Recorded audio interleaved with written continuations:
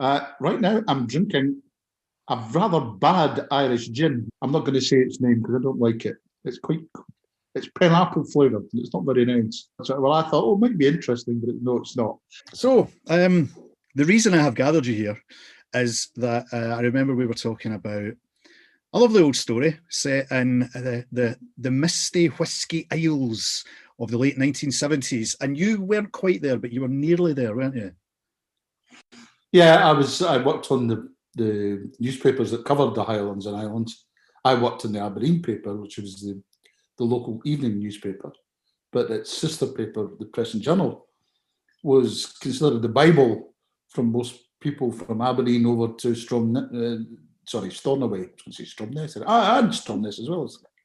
The story has its roots in quite strict church control of society up there, doesn't it?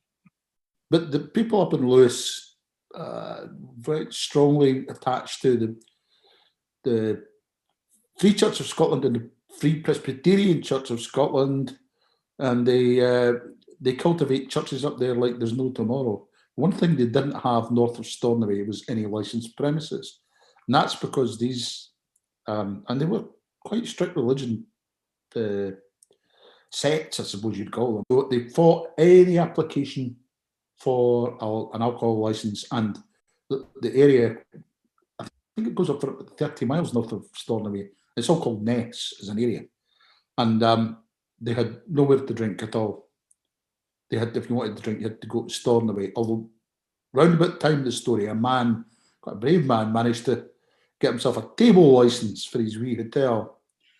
So you could go in, and as long as you had something to eat, they'd serve you a couple of drinks. But of course, the locals weren't keen to be seen to be going in. It wasn't long since the licensing regulations, even in a place like Glasgow, were such that you weren't allowed to drink after midnight unless you did something to eat. So all the nightclubs, they would open the door, they would give you a ticket, they would give you a drink, and they would give you a plastic plate with Spam and chips on it. And immediately behind the guy giving out the Spam and chips was a guy with a bin bag that you put the Spam and chips into, because all you needed was a ticket that proved that you'd had it. You didn't want it, you just wanted the drink. The law was 11 o'clock till 2:30, and then 5 till 10 o'clock. And that was Monday to Saturday. Sunday you couldn't open at all. And even for a special occasion like a wedding or something like that, you had to go to court to apply for a special license to drink till 11 o'clock. You know. Anyway, get back to the original story. That they voted for dry areas up there, as you say, partly, well, mostly because of the church and people being God-fearing. But the big thing was, being the Western Isles, both culturally and to some extent ethnically, because there's quite a lot of alcoholism runs through the western parts of Ireland and Scotland, and they reckon it's genetic. So you've got the mixture of the repression of your religion, a want to have a drink and no place to go drinking. So what they did was they opened up bothans, spelt bothans, and they were basically illegal drinking shereens, if you like, illegal drinking dens. And I think there was about 6 or 7 of them dotted around the little communities in Ness. And the cops liked it, because rather than guys driving 25 miles to Stornoway, getting steamed in a car, yeah, they thought it was much better if the boys just had and it was usually boys, had a few beers and whiskey in these little, and they were literally cattle buyers that they'd converted very crudely after. So there was usually a peat fire, a few seats and tables, and maybe some beer. Although everybody knew about them, nobody would talk about them. It's this brilliant thing of it's like a Schrodinger's pub, if you like. Yes, it's there, but it's not there, you know.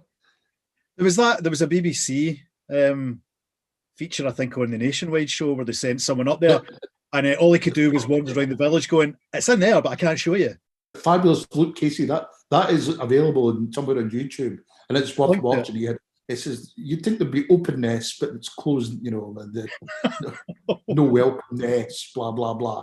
And it was, although it was very contrived, it was very funny because he just had a very good delivery, you know. I mean, the guys went in after dark, which up that part of northwest, sometimes in summer could be 11 o'clock, right before they even started, and the door was locked again from the inside. Unless you had a Gaelic password or somebody took you couldn't get in. They just went. And what they did was they bought their booze collectively. They do late runs down to Stornoway to the big off license there. And they weren't profiting. That's a key thing as well. So they were only chipping in enough money to buy next week's beer. That's exactly right. It was sort of like almost like a cooperative, you like. Yeah. And it must have been. I've never seen inside one. It must have been pretty crude. I would have imagined peat fire, few seats. It was a balance that people struck, so as the local community stuck together, because when you had the church shouting blood and thunder from the pulpit and you just need a drink after a hard day's work, the solution is compromise. Absolutely. I agree with you. And which is why they were so very careful to pretend that it didn't go on, you know, and that you had to be careful. You couldn't bring in people that, because if they're a stranger, who knows, they might have been working for the cops, for all you knew. There was a bit, I suppose it operated like, you know, on guilt and shame principle. You didn't want to be seen going into one of these places. But most people probably knew you were there, but you couldn't be seen to be going in. As you say, the church got fed up with being ridiculed, as I said, the Schrodinger's pub.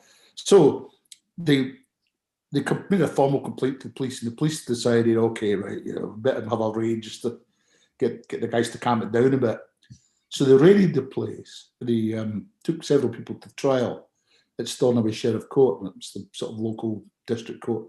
And there was some fabulous testimony, really it was. The fiscal, who was the prosecuting lawyer, said, and so, Chief Inspector, what did you find when you got inside this bothan? He says, well, I found 11 bottles of whiskey, 1,000 cans of beer, several spirit glasses, several pint glasses for beer. You know, what conclusion did you come from this? Chief Inspector said, I came to the conclusion that this was a place used for drinking. Of course, once this was transmitted to the world's press, it became a sensation overnight. I mean, it was just, everybody was killing themselves. And then, of course, there was the sergeant that added the immortal line about what did you find, Sergeant? I found 1,527 Ringpool cans from cans of beer. Really? Said the sheriff. How'd you know that? He says, I counted them all. You know, people do fail to realise that a lot of the wigs and makeup at court is for the same reason Kiss do it on stage. It's like, it's a performance, it's an act. And I remember working briefly for the Digger, the Glasgow crime magazine, processing court reports, and a guy was up before the beak for, you know, having fought with his wife in the street or whatever it was, and he said, it wasn't me, she started it. And the presiding sheriff, I assume, can't remember, the sheriff goes, is this true? Did you start it?